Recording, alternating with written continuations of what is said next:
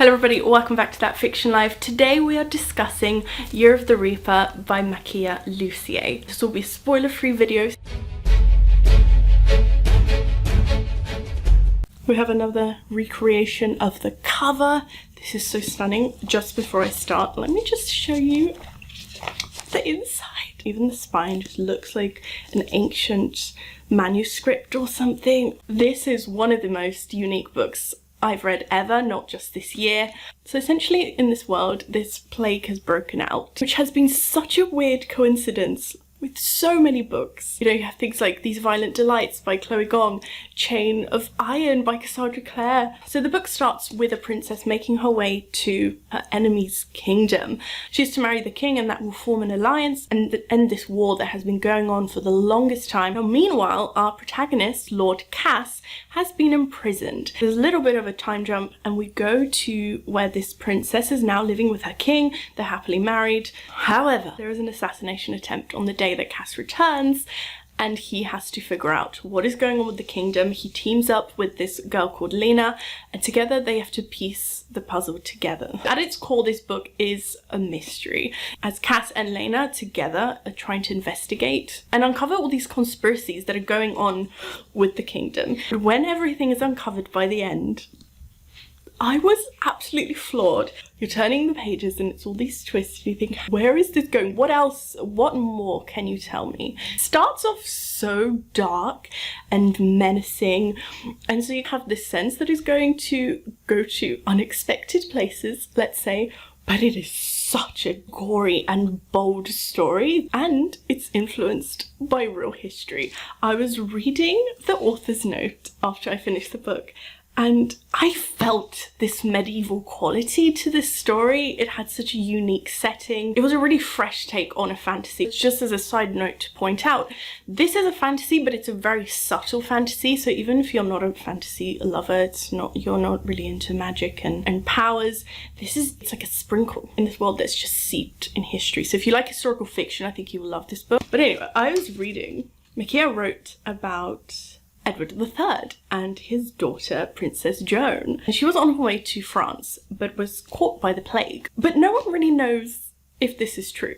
As with any kind of historical conspiracy, all these different historians have pieced different stories together, and I feel like Makiia took a version and then run with it. My favourite thing about history-inspired books is that when there's like a gap in history, the author fills it with her own fictional explanation. And this is something that Deborah Harkness, who wrote A Discovery of Witches, does so well. She explained this in so much detail in our video together, so I will link that down below if you're more interested in how authors adapt history, but this book just did it seamlessly. Now, Cass as a protagonist, let's have a chat. It is so weird to see a protagonist who is not a woman in a young adult fantasy. Now, women do predominantly feature in YA fantasy books, which is not a bad thing because usually it's the other way around in other genres, but it was just kind of refreshing to see, and it's told purely through his perspective.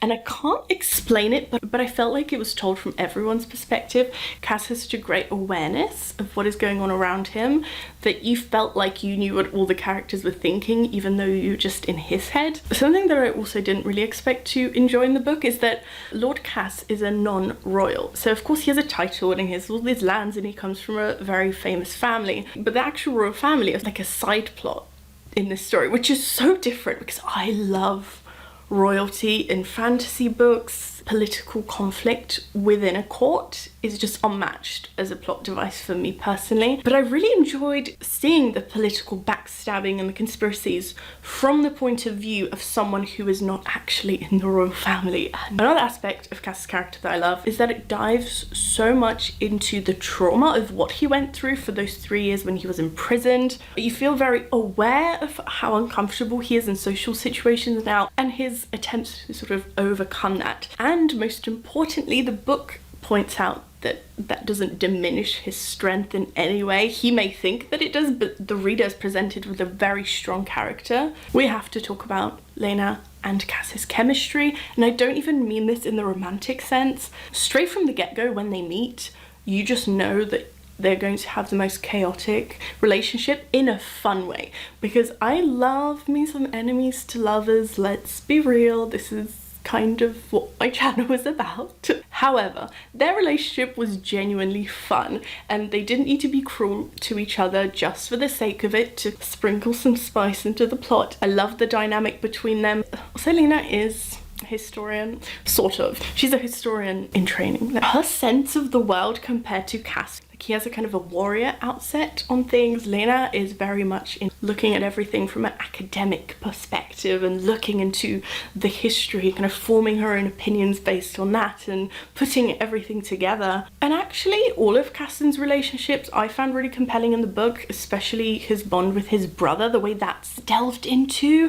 Of course, Cass has been absent for a long time, and it's kind of hard to bounce back to how you were before, and Cass has been absent for 3 years. A lot has changed, and there's also a lot of secrets between them. That, of course, forms a barrier. The plague element itself, I think, added so much depth to the story. We usually have books that start with quite a peaceful world before hell breaks loose. Here you're kind of starting at the back end. The world is damaged. It's trying to recover from this plague that is low-key still going on in some places. You're already dealing with the aftermath of an issue at the start of a book, which is something that usually happens in the last book of a series or something, whereas here you have the present day mystery happening on the backdrop of a very damaged land that's trying to piece itself back together. Cass is the perfect protagonist to the story because he's very unpredictable. He's gone through something very traumatic in the last 3 years, and of course that will shape you. So as well as having that PTSD from everything that went on, and he has this sort of dangerous outlook on a lot of things, and sometimes when he makes these decisions you think, oh, wait a second. I love when characters are quite morally ambiguous. There are times within the book where he tells people, you don't know what I've done. You may think I'm this good person, but am I really? The way that his character is explored is just beautiful, and the writing, the way it conveys it to you, the lines, the dialogue, even the world building added to that, because of course you have all these different hierarchies and rules, and the way he adapts to living now within this court after being locked up for 3 years and having to adjust to that. Honestly, one of the best books I've ever read, which is the weirdest thing. This book is so short, yet it feels like it was a very long, in-depth book, that it's an epic fantasy. You don't usually see fantasies this length. This had everything that you needed in the story, and it was fast-paced. Because of that, you kind of felt like you were on a time crunch with the book because the pages were running out. I love the ending as well. Like, it was such a perfect way to wrap up the story, because sometimes when you enjoy the whole entirety of the book and the ending kind of falls flat, here it just kept going up and up and up until it fell off a mountain, basically. Anyway, those are my thoughts on the book. Are you going to check this book out? Have you read it? What are your thoughts? Please share. Make sure to give the video a thumbs up if you enjoyed it, and subscribe to my channel if you haven't already, and I'll see you next time. Bye!